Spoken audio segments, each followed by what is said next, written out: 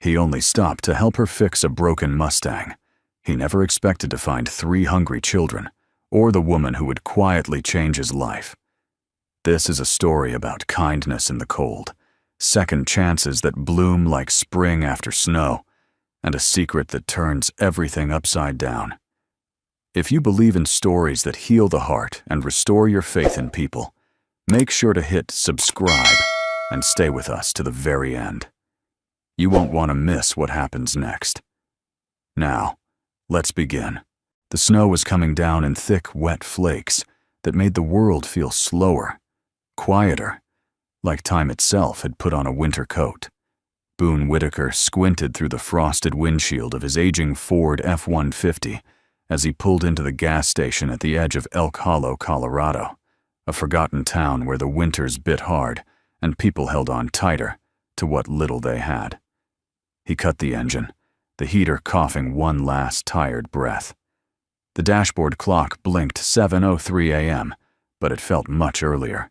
His son, Miles, was still asleep back at their cabin, curled under 2 quilts and the watchful gaze of an old space heater that Boone prayed wouldn't give up this week. He'd packed Miles's lunch like always, a peanut butter and grape jelly sandwich, cut diagonally, sealed lovingly into a paper bag. It sat on the passenger seat now, looking lonely. Boone stepped out into the cold, the crunch of snow under his boots, the only sound beyond the occasional gust of wind. He was halfway to the pump when he noticed the car, a silver Mustang, engine steaming, hood up, hazards blinking like a heartbeat trying not to quit.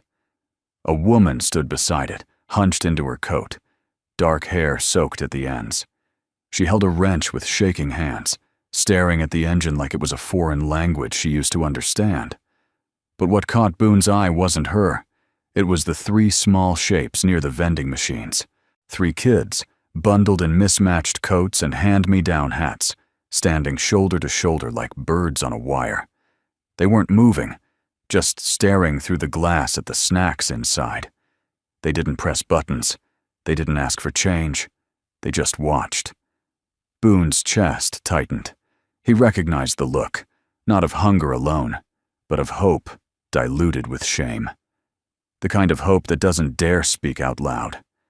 He turned back to his truck, pulled open the door, and reached for the paper bag. His fingers lingered on it. It was Miles's lunch, made just the way he liked it. Extra jelly. Crusts cut off. A note inside that simply said, "Love you, kiddo." Boone paused. Then he grabbed the bag. He walked slowly to the kids. The oldest, a girl, maybe 9, noticed him first. She didn't step back, didn't step forward, just held her ground, her little brother's mittened hand in hers. Boone knelt to their eye level and held out the bag, his breath fogging in the air. "This one's got extra jelly," he said gently. "My boy says that makes it magic." The girl blinked fast, her eyes glassy with tears she didn't want to let fall. The youngest, a boy maybe 4 years old, reached out slowly, like the sandwich might disappear. Boone smiled, soft and warm, and let the bag go. "Our dad used to make us these," the girl whispered.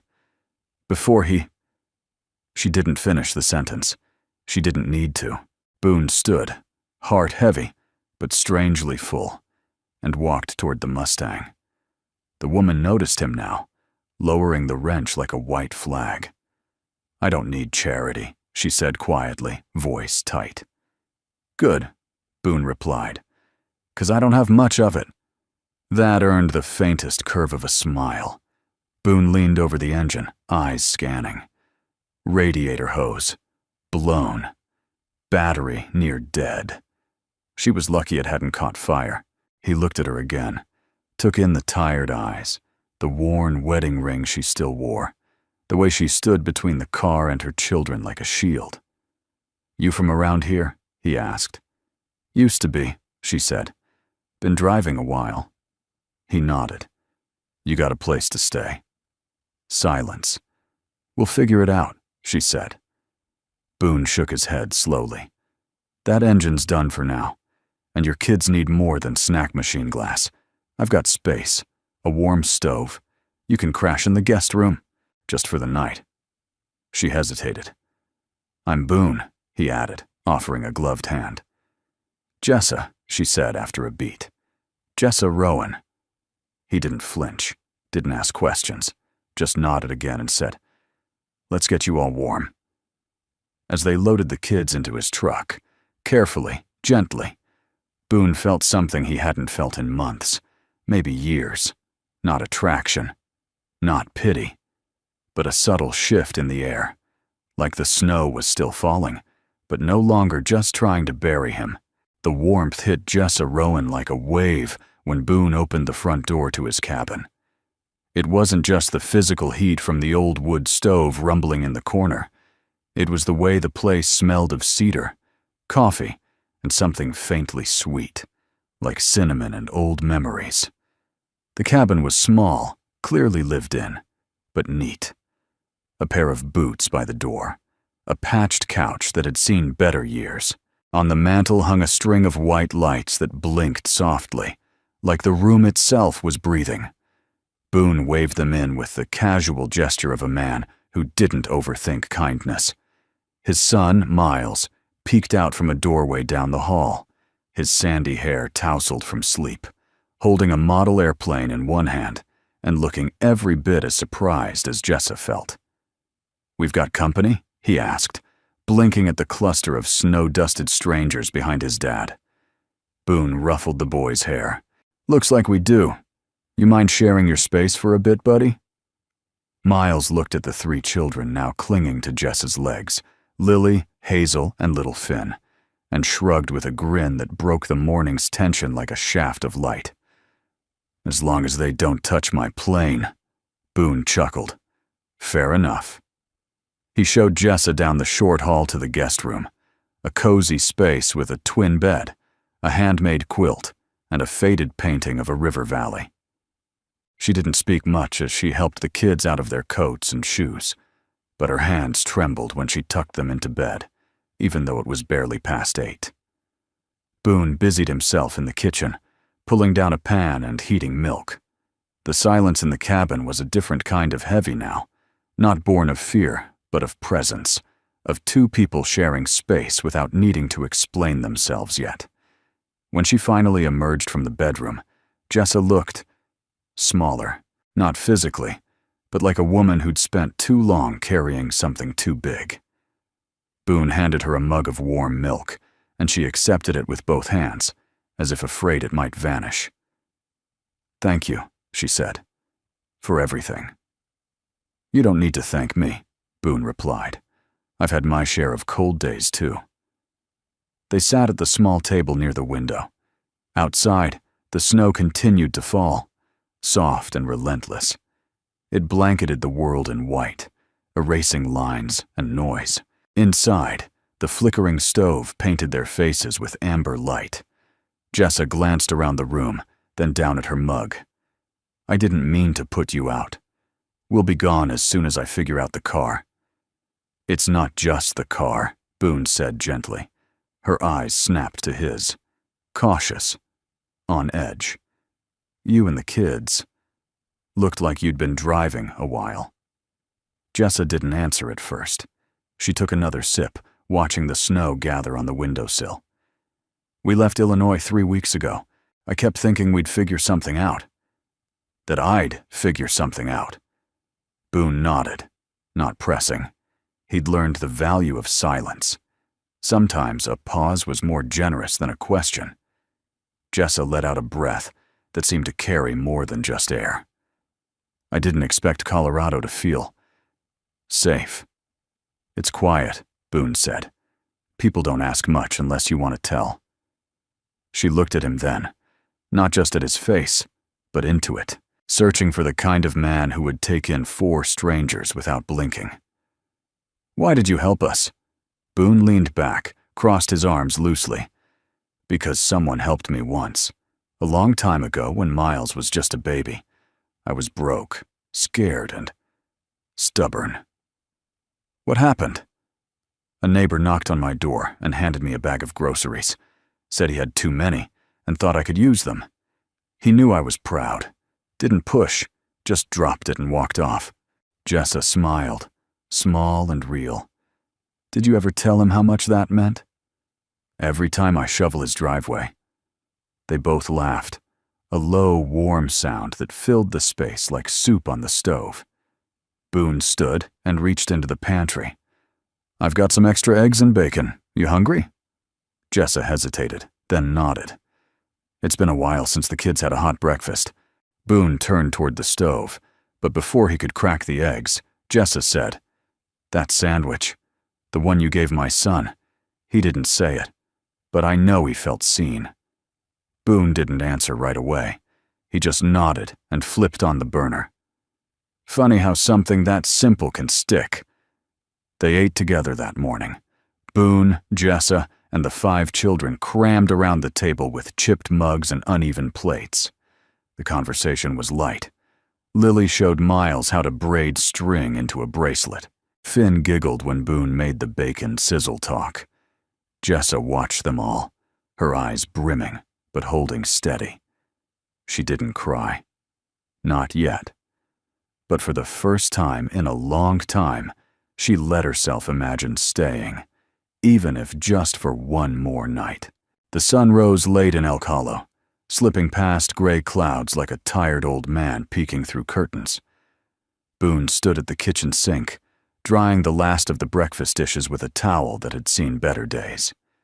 The smell of bacon still lingered in the air, mingling with wood smoke and the faint, citrusy note of the soap Jessa had used without asking. He didn't mind. The house felt different. Not louder, exactly, though 5 kids under one roof certainly changed the volume. But fuller, less like a waiting room and more like a home that remembered its purpose. From the hallway, Boone heard giggles, light, spontaneous, the kind that only children can produce. He stepped into the living room and stopped in the doorway, unseen for a moment. Miles was on the floor, lying on his stomach, building a track for his toy cars. Lily and Hazel flanked him on either side, helping position the ramps. Finn was trying to drive a car across the rug, making exaggerated engine sounds that ended in dramatic crash noises.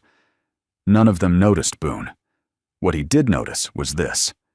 Miles was smiling. A real, wide-open, no reservations kind of smile. The kind Boone hadn't seen since his mother passed away. There had been so many quiet dinners, so many unfinished conversations, so many nights where Boone tucked his son in and walked out of the room feeling like he'd left a piece of himself behind. But this morning, watching Miles play and laugh and share, Boone felt something unclench inside his chest. Jessa appeared beside him, her arms crossed loosely, her hair pulled back with a rubber band that looked like it had come from a drawer of lost things. She was barefoot, and her socks didn't match. "He's good with them," she said softly. Boone nodded. "They're good for him. It's been a quiet few years." "You lost your wife?" Boone turned toward her. "Yeah, about 3 years back. Cancer. It came fast. I'm sorry." He didn't say thank you. He just nodded again. They stood in silence, watching the children play. "I used to be afraid of quiet," Jessa said. "Now I'm afraid of noise, the kind that makes people notice us." Boone didn't pry. Instead, he stepped into the room and crouched beside the kids. "What's going on in here? I heard a crash that sounded like someone wrecked my living room." "It was Finn," Hazel said with authority. "But he said sorry." Finn offered a grin of no remorse, then held up a matchbox car with its wheels askew. "It flipped on purpose." Boone took the car, inspected it.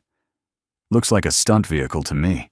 You might have just invented the world's first snowplow racer." The kids erupted in laughter. Even Jessa smiled from the doorway, arms falling to her sides. "You want to help me with lunch?" Boone asked Miles. "PB&J? With extra jelly?" Miles grinned. Boone gave a small wink. "Always." In the kitchen, Boone laid out slices of white bread, the peanut butter jar, and the grape jelly from the back of the fridge. Miles stood on a step stool, sleeves rolled up like a professional. "You know," Miles said. "Lily said they haven't had sandwiches in weeks." "They've had a rough time," Boone replied. Miles spread the peanut butter with more enthusiasm than technique. "I told her jelly makes it magic." Boone's throat tightened. He turned away under the pretense of checking the bread supply. "Is it okay if they stay a little longer?" Miles asked. "Just till their car's fixed?" "I think that's the plan." "Good," Miles said, nodding solemnly. "I think Lily likes being here. I think we're kind of like a pretend family." Boone swallowed hard. "Yeah, maybe we are." They brought the sandwiches out to the living room, where Jessa had helped the kids build a fort out of couch cushions and blankets. The kids crawled inside like it was a sacred temple.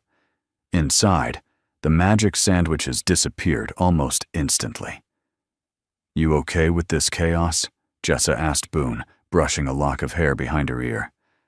"I'm better than okay." She looked at him for a moment. Not suspicious, not grateful. Just seen. Boone sat across from her, near the fireplace, where the logs crackled and popped like lazy conversation. "I've been thinking about keeping the garage open more hours," he said, "taking on more work." "You run it alone?" "Mostly. I used to have a partner. He moved to Denver." "You ever think about hiring help?" Boone chuckled. "Thought about it every time my back acts up. But it's hard to trust folks with the old ways. Not everything's fixable with a screen and diagnostics." Jessa looked at the kids, their faces sticky with jelly and joy. "Maybe it's not just engines that need fixing." Boone followed her gaze. "Maybe not." That night, after the kids were asleep, Miles curled into his corner of the bunk bed, Lily and Hazel tucked in on the pullout, and Finn snoring in a blanket nest on the rug. Boone and Jessa stood at the back door, mugs of tea in hand. The snow had stopped. The world outside glittered like sugar under moonlight. "They're sleeping like they haven't in weeks," Jessa whispered. "That's what peace does." I forgot what it felt like. Boone didn't reach for her, didn't step closer. He just stood with her in the quiet, in the steadiness of the moment. And for the first time since she'd walked into his life, she didn't feel like she had to run. The snow had stopped for 2 days now. By Colorado standards, that was a small miracle. Boone stood outside the garage with his sleeves rolled up despite the cold, his hands deep in the guts of a '92 Chevy pickup whose engine sounded like it was choking on gravel. Across the road, the sun had managed to stretch itself over the ridge, melting small rivers through the ice on the pavement. Inside the office, Miles sat behind the battered front desk, pencil in hand, diligently scribbling in his notebook. His latest story, something about a dog that could talk and fly airplanes, was already 8 pages long. Lily sat beside him, offering dramatic suggestions. Hazel and Finn were on a mission to count every bolt in Boone's parts drawer. And Jessa was sweeping. She hadn't been asked to. But that morning, she'd walked in quietly, took the broom from the corner, and simply started pushing it across the floor, her eyes low, her movements careful, controlled. Not like she was cleaning something, more like she was holding something back. Boone watched her out of the corner of his eye as he worked. There was a rhythm to the way she moved. Sweep, pause, sweep, that didn't match the silence of the morning. It was like music only she could hear, or perhaps it was the absence of music she missed. She paused by the desk, catching the tail end of Lily's excited explanation about dragon dogs and twin engines. Jessa smiled faintly, but her eyes didn't crinkle. Boone set down his wrench and walked over to where she stood. "You know you don't have to do that, right?" Jessa looked up quickly, as though startled by his voice. "I know, but I need to do something. I don't sit still very well." Boone nodded. "Neither do engines. When they stop moving too long, they freeze up." She gave him a smile that didn't quite reach her eyes. "You ever miss the noise?" she asked, almost absently. "Sometimes," Boone replied. "Then I remember quiet doesn't mean alone." That made her look at him fully. You talk like someone who's done a lot of thinking. You live in the woods with a kid for 3 years. You get used to your own thoughts." She laughed, and for a moment the air lightened. Then the bell above the garage door jingled. It was a soft, forgettable sound, one Boone heard a dozen times a day. But the way Jessa flinched at it made his stomach knot. Her shoulders tensed. The broom slipped from her fingers. She turned, slowly, her face paling by degrees. A man stood in the doorway. He was dressed in business casual, clean wool coat, leather gloves, shoes that didn't belong in a garage. His hair was too neat, his jaw too tight. He scanned the room with a kind of proprietary arrogance, like everything in it was something he could own if he wanted to. "Jessa," he said. Boone stepped forward, instinctively placing himself half a pace in front of her. She didn't speak. "Jessa," the man repeated, sharper now. "You've got people looking for you." The room, just a minute ago filled with children's chatter and metal clinks, went utterly still. Even Finn stopped mid-count and looked up. Boone didn't raise his voice. He didn't have to. "You are?" "Derek Vance. I'm her—" He paused, the word hanging in the air like an accusation. "Former colleague." Jessa found her voice, though it was quiet and strained. "You shouldn't be here." "You left with no warning, Jess. There are legal issues. Investors. Your name is still on." "Not anymore," she cut in, her voice steadying. "I signed everything over. You know that." "Doesn't matter. There are optics. This." He gestured vaguely at the children in the garage. "This isn't just about you disappearing. You had responsibilities." Boone stepped in then, slow and calm but unmistakably firm. "This is a family business," he said, "and you're standing in it uninvited. I suggest you lower your voice before I help you find the door." Derek looked Boone up and down, the sneer almost automatic. "Do you even know who she is?" "I know enough." Derek exhaled like someone too busy to explain things to simple people. He turned back to Jessa. "The board wants you to return, clean up the mess." "No." "You're not thinking clearly." "No," she said again, louder now. "I'm thinking more clearly than I have in years." Her voice cracked on that last word. Derek's mouth tightened. "You'll regret this." "I already regret too much." She didn't move until the door closed behind him. The jingle of the bell this time sounded like glass shattering in a cathedral. Boone didn't speak. He let her gather herself, let the kids return to their small orbit of play, like nothing had happened. But inside, he knew something had shifted. Jessa sat down heavily on the old metal stool near the workbench, hands clasped in her lap, eyes distant. "I used to have a company," she said, voice barely above a whisper. "Real estate tech. We built software for development portfolios. I co-founded it with Derek. And then I walked away." Boone said nothing. "I didn't lose everything in one day. It was slower than that, like drowning an inch at a time." Her fingers trembled. "They only noticed when I left." Boone crouched in front of her, steady and close. "You walked away to protect your kids," she nodded. "Then you didn't run. You chose something better." Her eyes filled, but no tears fell. "You still want us here?" she asked. Boone didn't hesitate. "I want you safe. That hasn't changed." And for the first time, Jessa breathed, really breathed, like someone who hadn't dared do so in a long, long time. The next morning brought a change in the air, not in the weather, which remained brisk and stubbornly gray, but in something quieter, something internal. Jessa woke up before the kids, the cabin still heavy with sleep. She padded into the kitchen and found Boone already at the counter, pouring coffee into 2 mugs. "Couldn't sleep either?" she asked. He shook his head. "Dreamed about an oil leak that talked back." Jessa smirked, her voice still hushed from mourning. "Nightmares of a mechanic. More like confessions," Boone said. "Coffee?" Please." They drank in silence, the way people do when words feel too heavy for early hours.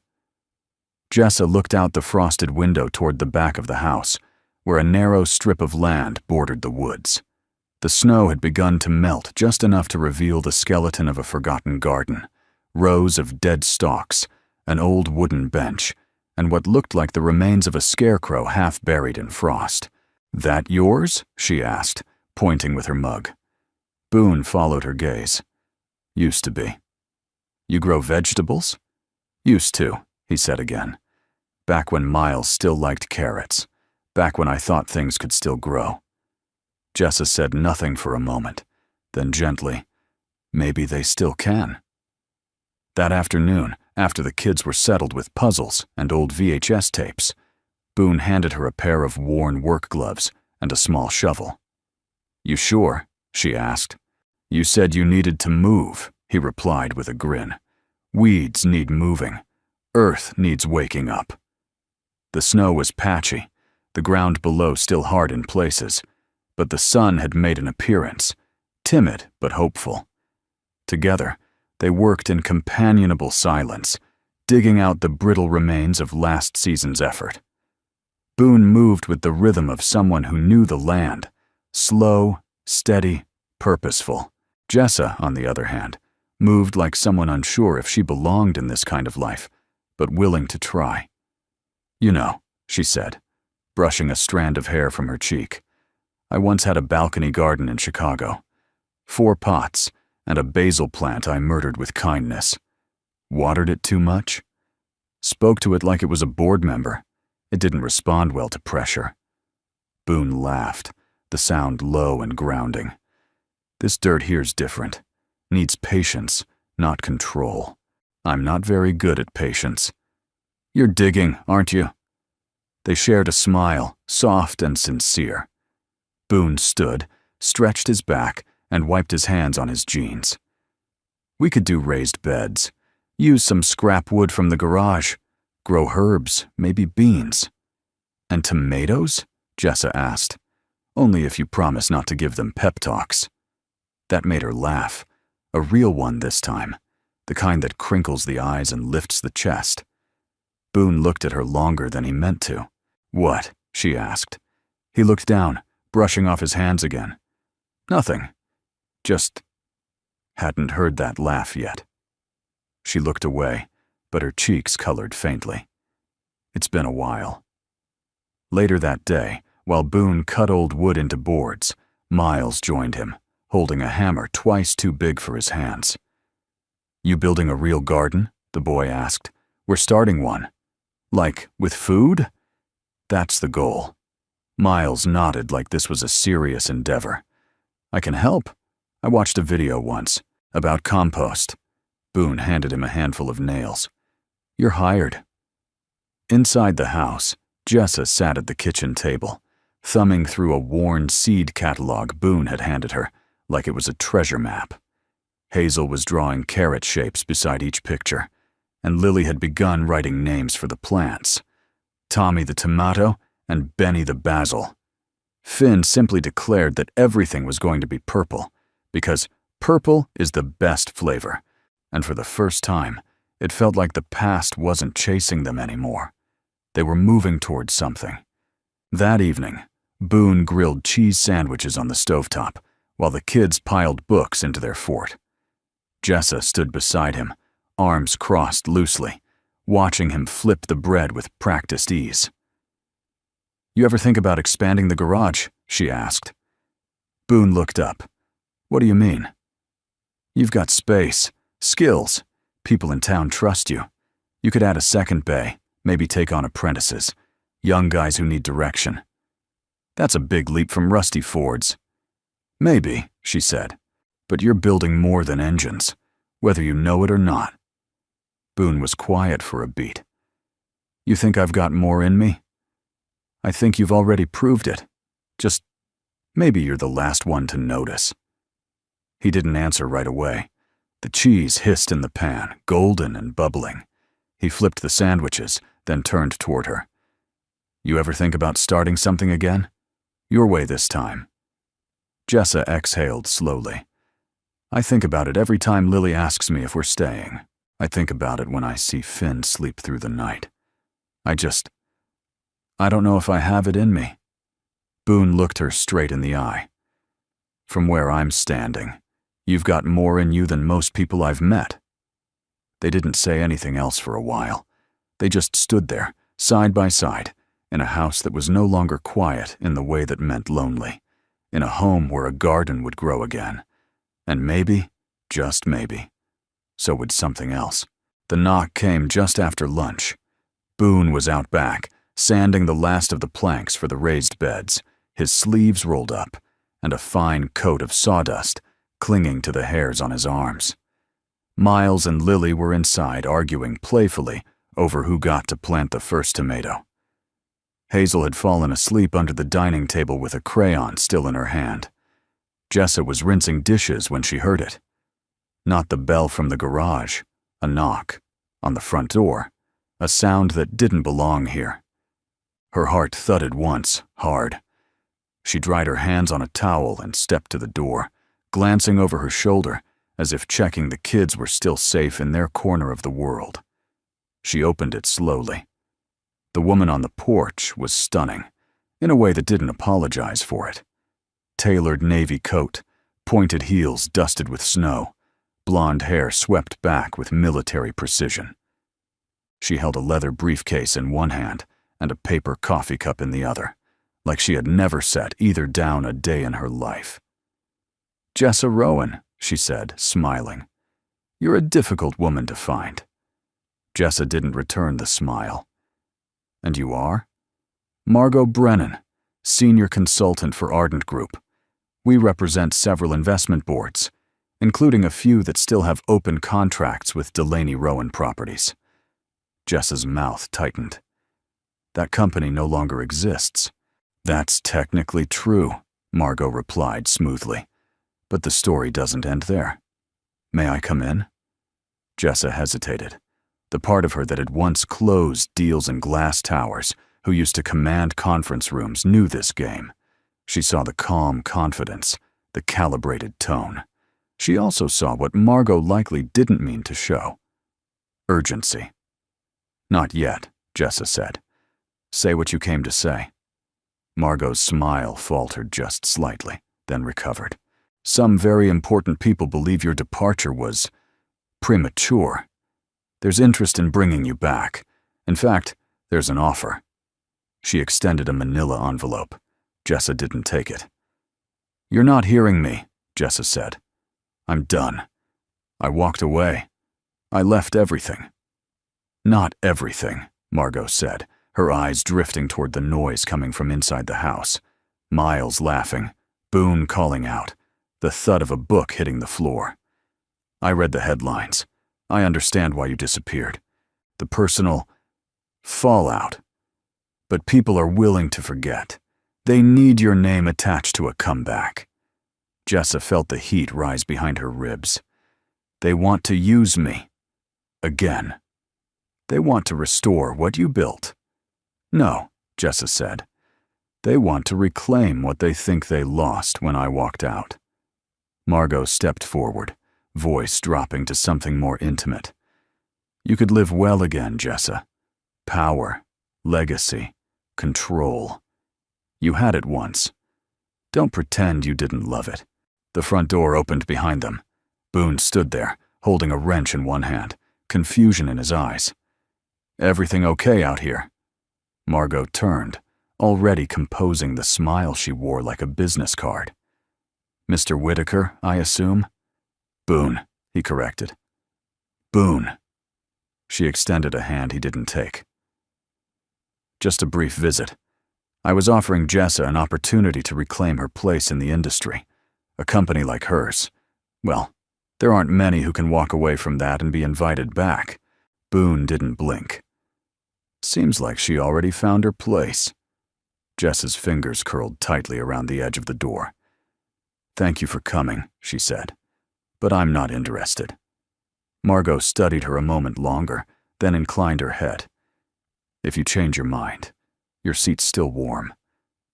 With that, She turned and walked away, heels clicking against the wooden steps like punctuation marks. Boone watched until her car, a sleek black German import, disappeared down the snow-melted road. He turned to Jessa. "You okay?" Jessa let out a breath. "That depends. On? On whether I just made the biggest mistake of my life or the bravest choice." Boone stepped outside, leaned on the porch railing beside her. "Want my opinion? Not really, but give it to me anyway.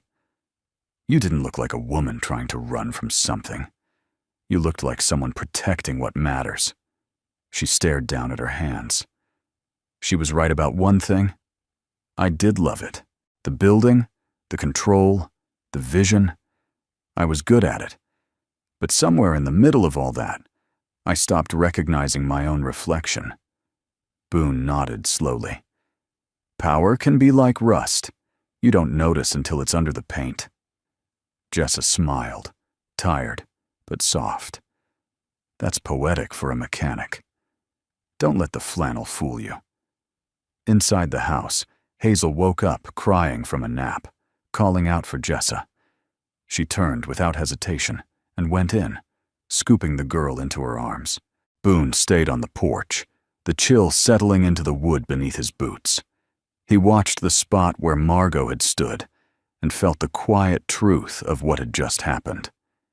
Jessa hadn't just walked away from an offer. She'd defended the life she was starting to believe she deserved. And that, Boone knew, was the kind of strength few people ever recognized in themselves. The house was still. The kids had fallen asleep in a tangle of blankets and limbs on the living room rug, the television flickering through the final frames of an old animated movie. Outside, the night was moonless, the sky a vast blanket of deep blue, and the earth below hushed by a layer of fresh snow that had fallen silently during dinner. Boone stood at the kitchen sink, rinsing the last dish, while Jessa leaned against the doorway, arms crossed, her hair tied back in a loose knot. Her eyes were tired, but not from the kind of exhaustion that sleep could cure. He dried his hands on a towel and nodded toward the back porch. "Want some air?" She hesitated, then followed him. Outside, the cold was bracing, but not cruel. The stars had begun to peek out, tiny and sharp in the navy sky. The porch creaked beneath their steps, the wood groaning like an old man stretching his bones. Boone leaned on the railing, hands stuffed into his coat pockets. Jessa stood beside him, close, but not touching. "You ever feel like your past is right behind you?" she said quietly, waiting to tap you on the shoulder. Boone tilted his head. "Yeah, but these days, I think of it more like a shadow. It's always there, but it doesn't have to lead." She gave a soft, humorless laugh. "You make that sound so easy." "Not easy. Just earned." Silence settled between them for a few moments, filled only by the faint hum of wind threading through the pine trees. "You want to know what really happened?" she asked. Boone didn't look at her when he answered. "Only if you want to tell me." Jessa nodded slowly. "I started the company when I was 27, Delaney Rowan Properties. We weren't just flipping homes, we were reshaping city blocks, sustainable design, affordable housing with dignity. And I was good. Really good." Boone listened, his face still, his breath visible in the cold. "But the better I got at growing the company, the worse I got at listening to my instincts. I hired fast, scaled too quickly. Then I trusted the wrong people. Derek, mostly. He was charming, calculated. He handled investors while I dreamed about buildings and communities. I didn't notice how fast he was rewriting the mission until we weren't building homes anymore. We were inflating margins." Her voice cracked slightly on the last word. "And then? Then came the audit. A whistleblower flagged inconsistencies. There were discrepancies I hadn't caught. Contracts signed under my name that I never saw. Derek insisted it was fine, just noise. But I knew. Did you go public? I tried. But by the time I started asking questions, the board already had their scapegoat picked out. Boone frowned. You. Jessa nodded. The headlines were brutal. They didn't say I was guilty. Just incompetent. Visionary who flew too close to the sun. That one stuck. I was fighting to clear my name and trying to be a mother at the same time. Lily had just started school. Finn was still nursing.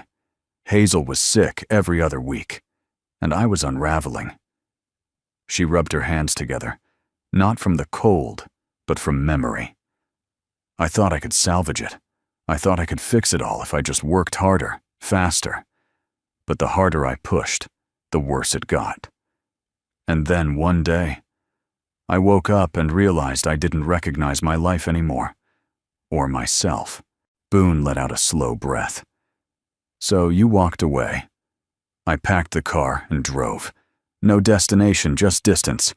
I didn't tell anyone. Not even my sister. I just left. He was quiet a long time. Then he said, "That must have taken everything." She turned to him, tears catching in her lashes. It felt like failure. It still does. Boone looked at her then. Really looked. Into her. Not just at her. It doesn't look like failure to me.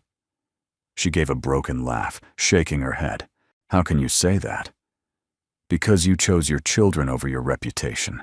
You chose to protect them instead of defend yourself in a system that was never built to listen to women who step out of line. Jessa blinked, tears slipping freely now.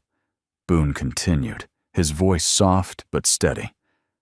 I've seen people fight for things that don't matter. But you fought for the right thing.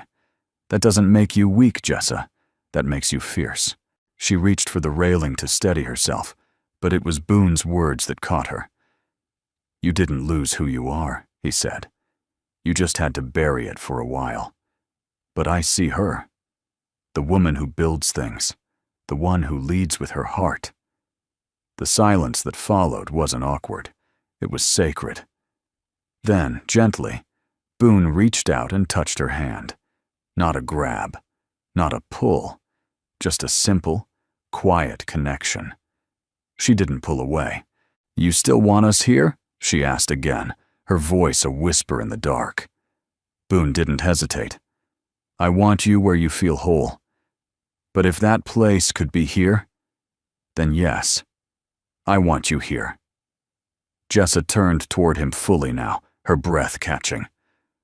I don't know who I'm going to be next. That's the best part, he said. You get to decide. And as the wind sighed through the trees and the stars blinked down in quiet approval, Jessa finally allowed herself to believe that maybe, just maybe, she wasn't broken beyond repair. She was becoming something new. It snowed again on the morning of December 22nd. Not the punishing kind, but the soft, storybook sort.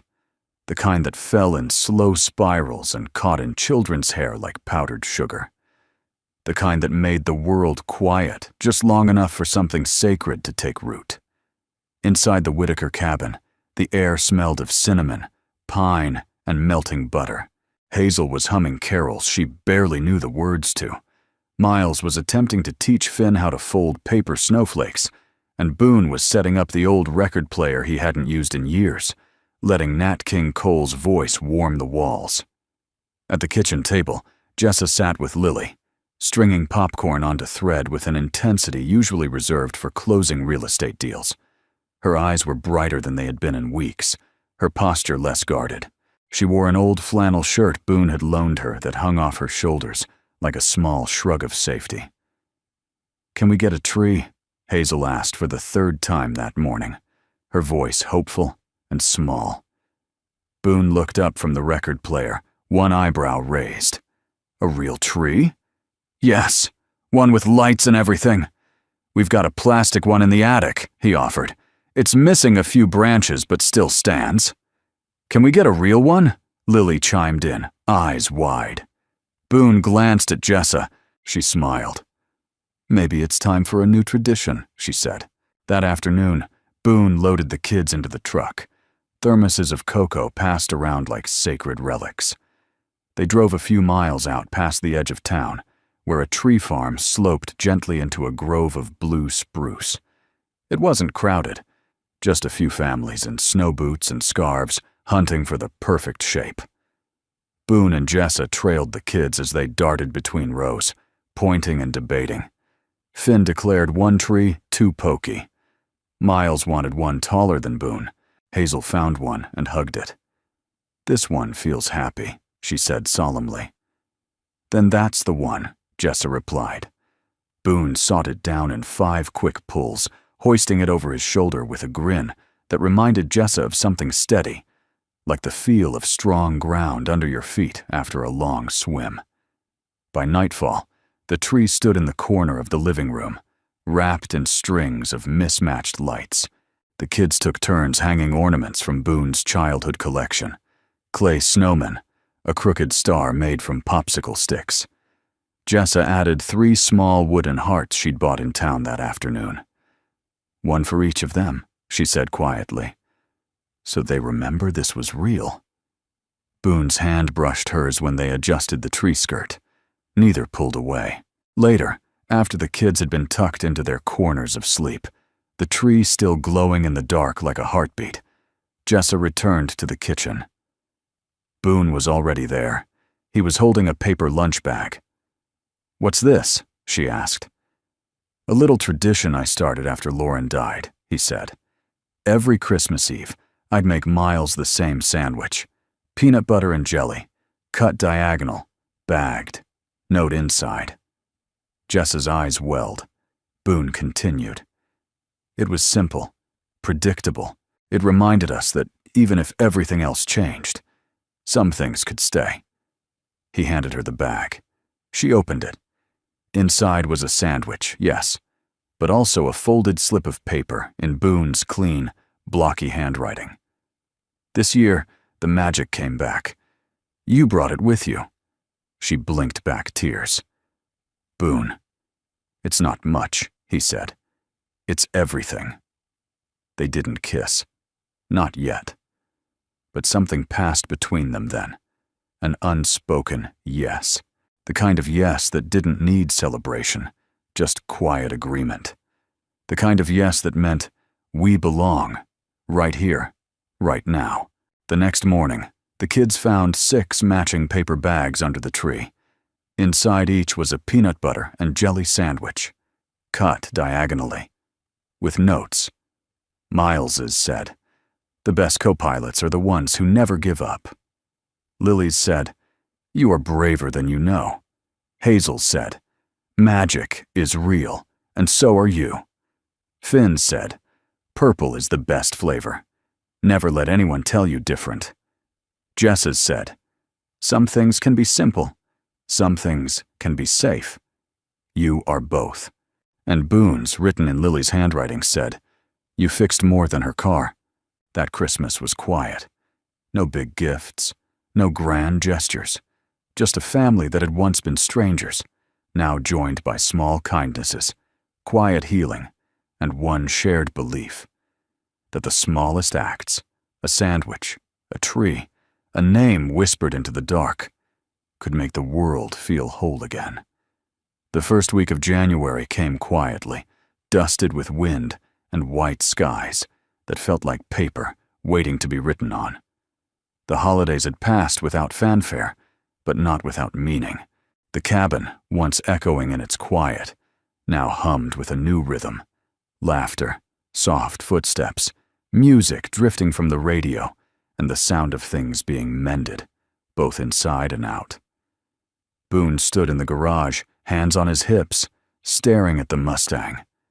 Jessa's Mustang, the one that had stalled on a snowy roadside and carried her entire life in its trunk. It had taken weeks, not because the work was difficult, but because he'd waited until she was ready to face it. Now the car gleamed under the fluorescent lights, its hood lowered, its scars buffed smooth. Boone had replaced the radiator, rebuilt the starter, even stitched the seats with a steadiness that surprised him. He wiped his hands on a rag and turned toward the open doorway where Jessa stood, bundled in a knit sweater and a look that was part disbelief, part awe. "You didn't have to," she began. "I know," Boone said. "But I wanted to." She stepped forward slowly, reaching out to touch the edge of the fender. Her fingers lingered there. "I used to love this car," she said softly. "It was the first thing I ever bought with my own money, before the company, before everything." Boone nodded. "It brought you here. Maybe it still has one more place to take you." Jessa looked at him, something shifting behind her eyes. "That depends. Do I have to drive it away?" "No," Boone said. "But you should drive it." They bundled the kids into the truck and followed behind as Jessa took the wheel. Boone stayed a respectful distance back on the road, watching her through the windshield as the Mustang moved down the street like a story retold with a better ending. She drove to the edge of town and parked beneath a grove of bare-limbed aspens. The air was crisp, the silence almost reverent. "I feel like I'm saying goodbye to someone," she said, as Boone stepped beside her. "Or maybe hello." She smiled, then reached into the glove box. Her fingers brushed something unexpected, an envelope. She frowned and pulled it out. Her name, handwritten, postmarked just before Christmas. "Must have gotten forwarded," she murmured. Boone gave her space as she opened it. Inside was a letter, short and formal, a statement from the board of her former company. Not an invitation, not an apology, just an acknowledgement. "We recognize the integrity of your resignation and acknowledge the mishandling of internal proceedings. If you wish to be involved in the future direction of the organization, the door remains open." Jessa read it twice, then folded it, slowly, and slid it back into the envelope. "They're not asking me to return," she said. "They're offering me ownership." Boone's brows lifted slightly. "What are you going to do?" She stared out across the field, where frost clung to every blade of dormant grass. "I don't want to run it," she said. "But maybe I want to reshape it. Use the resources. Do it right this time, with boundaries, with balance. You could do that from here. Maybe not all of it, but the heart of it, yeah. With the right partners, the right cause." Boone leaned against the car. "Sounds like you've got a plan." "Not yet," she said. "But I have clarity. That's more than I had when I left." They stood there, the Mustang quietly ticking as the engine cooled. "You think it's crazy," she said, watching his expression. "I think it's bold," he said. "But not as bold as walking away with 3 kids and no backup plan. You've done harder things. Why do you believe in me so easily?" Boone looked at her for a long moment. "Because I've seen the way you choose people over pride. That kind of compass doesn't lie." Jessa exhaled, a breath that felt like letting go of everything she'd been holding since Illinois. She turned, opened the door of the Mustang, and reached behind the seat. When she straightened, she held a small metal key. "What's that?" Boone asked. "The spare." She placed it in his palm. "In case I ever forget where home is." That night, the Mustang sat in the driveway, engine cool, headlights off, but it no longer looked like a broken thing. It looked like a survivor, like its purpose had changed. Inside the cabin, Boone brought out a blank notebook and handed it to Jessa. "For the next version of Delaney Rowan," he said. "Only this time, maybe don't put your name on the front." She smiled. "No logo, no spotlight, just roots. And raised beds," he added. "Don't forget those." The kids were already asleep, the house dim except for the soft golden light of the living room lamp. The garden plan sat on the kitchen table, half-colored by Hazel and Finn. Miles had drawn a little mechanic figure in the corner. It had Boone's flannel shirt and a big grin. Jessa reached for Boone's hand. "I don't know what's coming next," she said, "but I want to build it slow, with intention."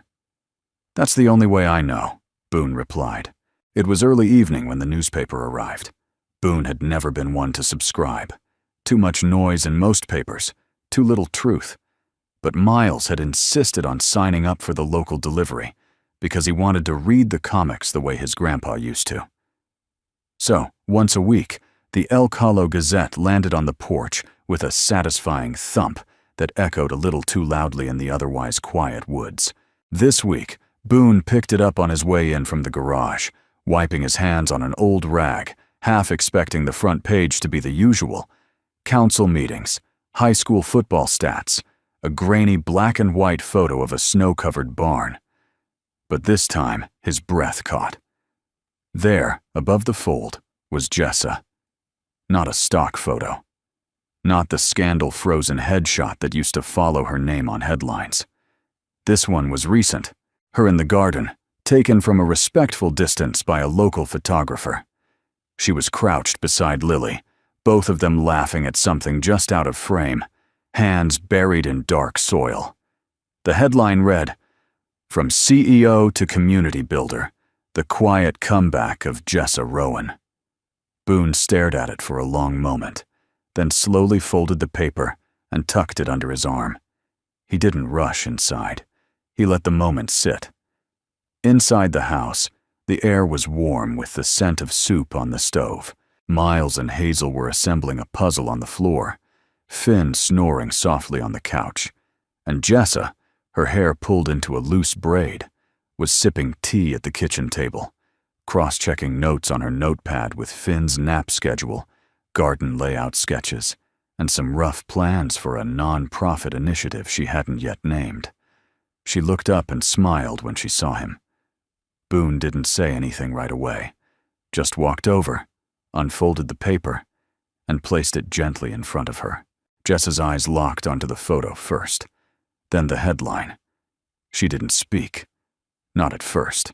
Her hand drifted toward the image, fingers resting on it like she was steadying herself. "I didn't know they were writing this," she said quietly.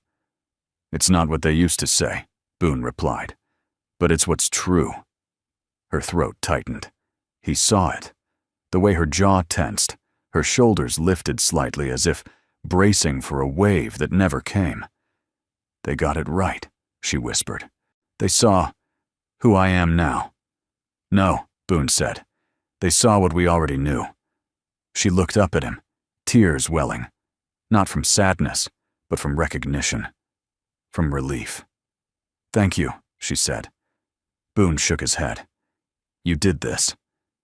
That night, after the kids were asleep, Boone walked out onto the porch and screwed in a new bulb over the door. The old one had flickered for weeks. He'd ignored it. Too busy, too distracted.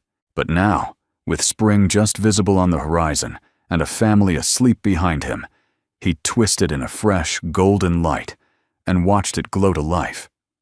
Soft, steady, constant. He didn't tell Jessa about it right away, but she noticed.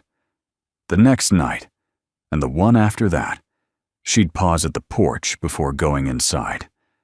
She'd look up at that light, no words spoken, and just breathe. It wasn't a grand gesture, not diamonds or promises wrapped in ribbons, but for a woman who had been chased, judged, and forgotten in too many lights that burned too harsh or too short, this one was perfect. It simply stayed on. A few days later, a letter arrived, not from lawyers or investors, but from a mother in Boulder. She had read the article. She had 2 kids. She had once owned a flower shop before life bent her sideways. She wrote, "I saw myself in you, and it reminded me that it's never too late to be brave again." Jessa read the letter twice, then posted it on the fridge with a magnet shaped like a heart. "That," she said to Boone, "is why I'm going to build something again. I figured you would, but not the way I used to. This time, it's going to grow like a garden, slowly, with people, with care. With compost," Boone added with a grin. "Exactly." Later that week, she printed her first mission statement.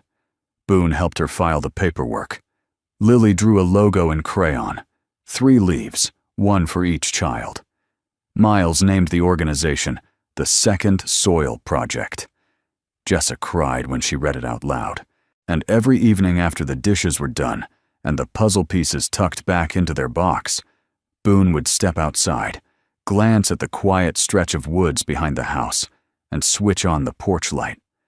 Sometimes it flickered, sometimes it buzzed, but it always came back on. It was more than a bulb. It was a signal, a promise, that no matter how long the road had been, no matter how dark it once got, there would always be one small, warm light left on, waiting. Spring arrived slowly, the way it always did in Colorado, testing the ground with soft rains, flirting with sunlight, then vanishing again behind one last flurry of snow. But this time, it felt different. This time, it felt welcome. Boone stood at the edge of the garden, squinting down at the neat rows of raised beds. The wood was worn but sturdy, the soil dark and turned, and tiny green things were beginning to break through. He didn't know their names, not all of them, but he knew they were growing. Behind him, the cabin hummed with life. Lily and Hazel were painting small rocks to line the garden paths. Miles was reading aloud to Finn from a book about planets and dreams. And Jessa was kneeling in the dirt, humming softly as she tucked seedlings into the earth, like secrets only she and the soil shared. Boone watched her for a long time. She no longer moved like someone waiting to leave. She moved like someone who had arrived. That afternoon, they held a gathering. It wasn't a grand thing. No invitations or decorations beyond what the kids made with string and marker. But word had spread through Elk Hollow that something good had grown up at the edge of the woods, and neighbors started arriving with casseroles, seed packets, and stories. The new community initiative, the Second Soil Project, launched quietly that day. No speeches, no ribbon cutting, just a whiteboard set against the side of the garage with 3 handwritten words: grow, nourish, begin again. Boone grilled hot dogs on an old charcoal barrel, while Jessa introduced neighbors to one another, like a woman who knew people didn't just need help, they needed connection. At one point, Boone looked over and saw Jessa sitting beneath the porch light, now glowing even in daylight, her head tilted back in laughter as Lily braided wild flowers into her hair. Her eyes were bright, her body relaxed. She looked 10 years younger, or maybe just lighter. As dusk fell, the party waned. The neighbors left in 2s and 3s, waving over shoulders, leaving behind empty casserole dishes and promises to come back. The kids fell asleep in a pile of sun-tired limbs on the living room rug. Boone stood beside Jessa on the porch. Neither of them spoke. They just watched the light settle over the land they'd tended together.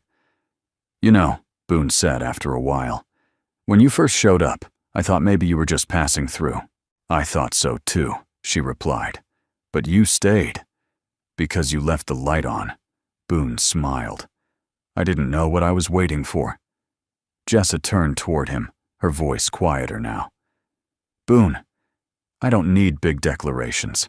I've had enough of those. What I need is a place to be real, to fail, to grow."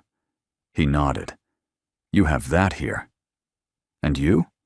"Same." She reached into her coat pocket and pulled out the key, the spare Mustang key he'd held onto all this time. She placed it in his hand. "It's not a goodbye," she said. "It's just a way back, in case either of us forgets where this all began." "The car?" "The kindness," she said. "The sandwich. The light."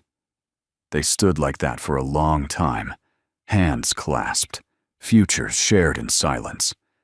Then Jessa leaned forward, just enough to rest her forehead against his. Not a kiss. Not yet. But something quieter, deeper.